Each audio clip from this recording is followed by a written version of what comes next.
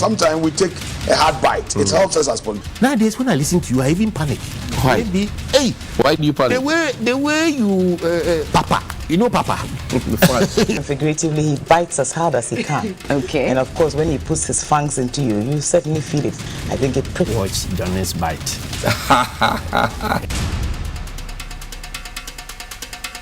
Figuratively, he bites as hard as he can. Okay. And of course, when he puts his fangs into you, you certainly feel it.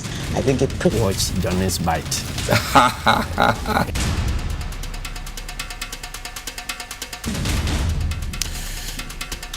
Bismillahirrahmanirrahim. Alhamdulillah Rabbil Alameen, Hasbanallahu wa ni'mal wakil. The Lord is my light and my salvation, whom shall I fear? And yea, though I walk through the valley of the shadow of death, I will fear no evil, for you art with me.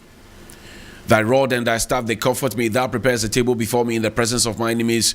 You anoint my head with oil, my cup overflows, and surely goodness and mercy shall follow me all the days of my life, and I will dwell in the house of the Lord forever and ever. Amen.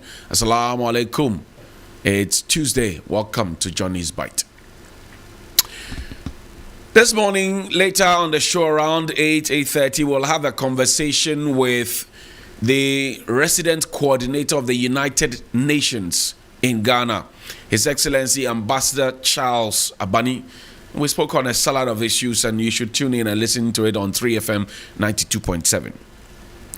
And yesterday, I mentioned to you that all the presidential candidates who want to lead the MPP, who are waiting for their vetting results, are all preaching change.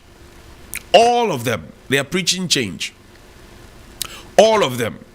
But do you remember, cast your mind back, there was something in this country at some point called Fix the Country. You remember that? What was Fix the Country asking for? Oliver Bakavomawo and his team, what were they asking for? They were asking for the very things that are now being promised by all the 10 people who want to lead the New Patriotic Party and become hopefully the next president of the country. Fix the Country. They were here. When Fix the Country came, they didn't support Fix the Country, at least publicly, as much as we know. They were on the side of those who had said, fix yourself. You remember that? There was Fix the Country, where we did Kwani meetings, where the people were invited for a meeting. They went for a meeting. It was an ambush meeting with the top brass, blah, blah, blah. You remember that? Then there was Fix Yourself, the fireback from elements within government. And even Mr. Anodompre, who later came to apologize, said it was fake account, blah, blah, blah, plenty. He came and said, fix yourself. You remember that? And then there was one that was addressed by the vice president, 71 achievements or so. That's what the government said, that we are fixing it. Today, all the 10 of them are telling us the very things that we said, fix the country, and they said, fix yourself, and we are fixing it. They are telling us that they will give us change, but they were part of the change. There's something called the Hope Campaign, right? The Hope Campaign. So if I play that video, the Hope Campaign. Campaign is made up of members of different social, economic and political backgrounds. Group members lined up along the shoulders of airports to Accra Central Main Road with campaign messages for Nana Addo Dankwa Akufo-Addo. They believe his policies will address the country's economic problems. We see Nana Addo as a person who embodies all these things. He's shown that he's honest, all right? He's shown he's a peaceful man. He's shown that from his policies, he can offer opportunities for the youth. He can offer opportunities in the form of jobs for Ghanaians. He's shown that his policies, and even from the choice of running mates and so on, a very formidable running mate in the person of Dr. Mahamadou Bawumia, shows that he can put the economy back on track and get Ghana to work again. We are seeking to get more of the youth involved, more people who would rather take a back seat in political activities or in the decision making involved. Members of Hope say they are targeting a 10% vote in this year's elections for the NPP presidential candidate.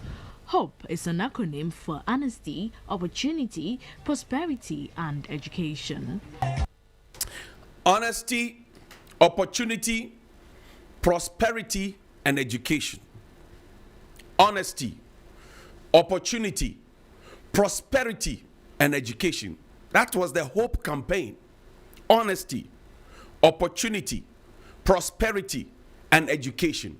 Now cast your mind back and bring it forward. Do some retrospection, do some circumspection, and then do some introspection into 2023.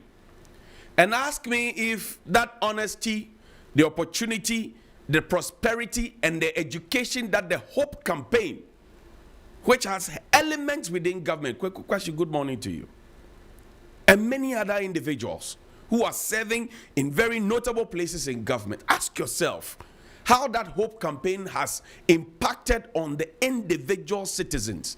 And now turn your attention to those 10 who want to lead the country and ask them what happened to the honesty, what happened to the opportunity, what happened to the prosperity, and what happened to the education. I have said, look at how our educational sector has become. We have played politics with nearly everything. And I say there are 5 areas: education, health, economy, agric, security. Do not politicize them. I heard the ECG boss talking about the fact that, now the lights that go off up and down and the PPA and all of this is a national issue and that we must not politicize it. Who started the politicization? And who wrote on the back of that? In fact, at the last Asin North by-election, the vice president was on the stage. The president was on the stage. They were still talking about doom, so they were still politicizing it. They told us about the PPA agreement, and they told us how the World Bank boss had come to talk about PPA, how it was crippling us. But the new deals we are signing has PPA components. Don't politicize the national issues. Do not. Today, the bondholders are picketing. Today, the bondholders are picketing. And why are they picketing? They are picketing because the monies that they themselves decided that we want to take our future into our hands is being taken forcefully from them, to the point where a former Chief Justice of the Republic of Ghana had to speak up. A former Chief Justice of the Republic of Ghana had to speak up. This morning, a priest and a friend has called and is asking me, do you have any fresh information about the bonds? Do you have? Because he said things are not running well, and this is what we use to support ourselves. People use this for their dialysis. People use this for their BP medicines. People use this to take care of their grandchildren to go to school. People live on these bonds. They don't have the luxury of picking their passports to travel outside the country like our ministers do. Like somebody went to do whatever procedure, and we had to keep a finance minister job waiting for him to come back, and if he announced to us that he was not well. Meanwhile, in his private company, he resigned on the basis of ill health. But when it comes to Aban Ejuma, they are meant to me. Go to Gihok. Show us the pictures, Asorba. Go to Gihok.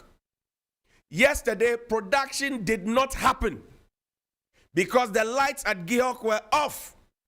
And the electrical guys who could fix it have been asked to proceed on a leave that they do not know when it will end. I showed that letter. And you see the lady is sleeping. She's idling because the work they happen. Gihok produces Castle Bridge. They produce Mandingo. They produce Herb Freak. Tell me which drinking spot in this country doesn't sell those things. But the lady is sleeping. This is the factory. This was in the afternoon.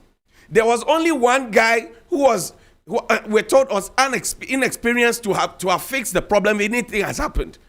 So the head of that team was telling the management on a WhatsApp platform. I told you yesterday about experience. I said there's work experience, there's managerial experience, and there's directorial experience. Obviously, what's happening at Gihok, it shows there's no directorial experience and there's no managerial experience. What is there is manipulative experience. And if you are a leader and all you do is to manipulate, and those who put you there are not able to manage you and direct you, but they also watch on, from president down to trade minister, down to SIGA, down to everybody else, they sit and watch while a state institution of this nature is crumbling. People have been asked to proceed on leave, and they do not know when they are returning from leave. Look at the factory. A factory that used to produce. They got to a point where they owed GRA. GRA wrote to them. I showed you that letter. They got to a point where tier 3 was deducted and not paid. I showed you that letter. They got to a point where SNIT took them to court. I showed you that. What again do I have to show you? I've showed you from Gihok how bottles have been left to the vagaries of the weather. I've showed you how their vendors are not happy, suppliers are not happy, so they came to pick their alcohol. I've showed you how workers decided to demonstrate and they brought police in. I've showed you why ICU, a top executive, went to the place. I've showed you how a deputy minister, Tribefi, went there to hold a meeting with them to assure them. I have showed you a board letter. I showed you IMC letter. What again do I need to show you? Then when you finish, you come and tell me that we should create the country we want to live in together.